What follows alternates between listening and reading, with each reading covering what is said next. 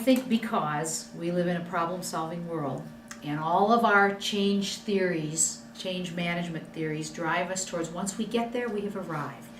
Even if it's personal change, like you want to lose 15 pounds, we go, oh good, 15 pounds, I've arrived. And then of course the challenge that every person who has ever instigated any lifestyle change will tell you is, how do I sustain this over time? And they bump up against that. And I think from the polarity thinking perspective, the implement, sustain polarity reminds us that we're never done. We are never done with the work of change. And actually we are done and not done almost at the same time. We may have completed a part of it, but all it does is open the door to the next phase or the next piece or the next way of being. And I think in some ways polarity thinking can free us up from feeling like we have to arrive. This is some of that philosophical stuff around journeys. Is it the journey or is it when we arrive? Well, in reality, it's probably both.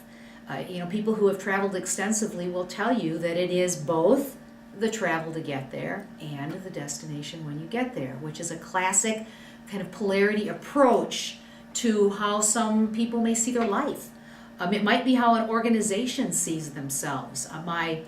One of my fears around healthcare reform is that someone will think we have arrived at healthcare reform. We will never be done with healthcare reform. In fact, the language of healthcare reform is a bit disconcerting in itself, because it does say that once we've done all these things, we will have reformed healthcare, we can be done, and we can sit back and say, oh good, we're done.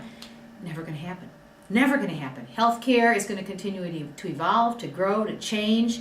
It's going to transform in ways that we've not yet thought of, and once we get there, there will be other things, all driven by other things that are coming in, driven by technology, driven by the digital age, driven by information being transmitted in ways that we could not have conceived of even 5 years ago. That's how quickly it's moving. And so we're called upon, I think, to think about change as both fast change and slow change, kind of that both and again.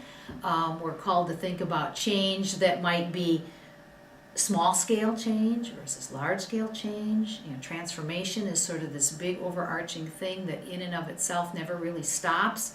We might use nature as our model. It is both changing all the time, continuing to evolve and grow. The more we learn about it, the more we find out that we don't know what we thought we did. And yet there's also a stability to nature that says, the sun comes up every morning, the moon rises every night, the tides come and go. So there's some of a both and happening there, that reminds us of the need to both implement and sustain and to look at things in a slightly different way. There's some philosophical shift, I think, that happens with an embedding of polarity thinking sort of into the core of who you are.